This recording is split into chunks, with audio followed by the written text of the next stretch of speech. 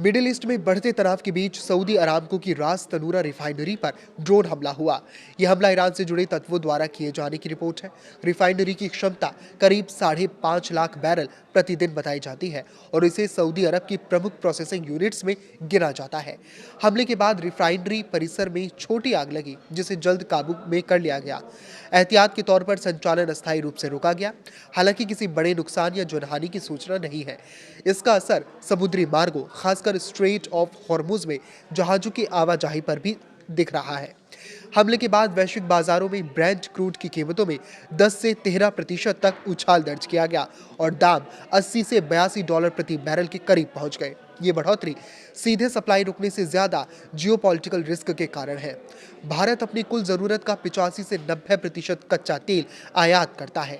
अनुमान है कि कच्चे तेल की कीमत में हर $10 की बढ़ोतरी से भारत के इंपोर्ट बिल पर 15 से 20 अरब डॉलर का अतिरिक्त बोझ पड़ सकता है।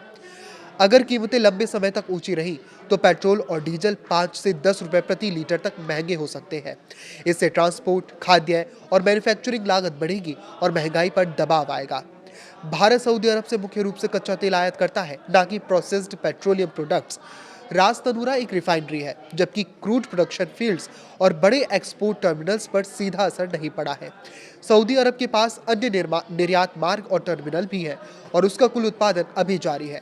भारत की घरेलू रिफाइनरियां जैसे रिलायंस जामनगर और IOCL की इकाइयां आयातित कच्चे तेल को देश में ही प्रोसेस करती हैं। इसीलिए फिलहाल सीधी सप्लाई शॉर्टेज की आशंका कम मानी जा रही है। स्थिति तब गंभीर हो सकती है अगर हमले कच्चे तेल के उत्पादन केंद्रों या लोडिंग टर्मिनलों तक फैलते हैं या फिर स्ट्रेट ऑफ हॉर्मुज पूरी तरह बंद हो जाता है। ये समुद्री मार्ग दुनिया के करीब 20% तेल और भारत के लगभग आधे क्रूड आयात का रास्ता है। भारत के पास अब भी करीब 74 दिनों का स्टॉक मौजूद है और उसने रूस समेत बाकी देशों से आयात बढ़ाकर सप्लाई स्रोतों में विविधता भी लाई है। इस पर आपकी क्या राय है, हमें कमेंट करके जरूर बताएं। लाइक करें, शेयर करें और इसी तरह जुड़े रहें। नमस्कार।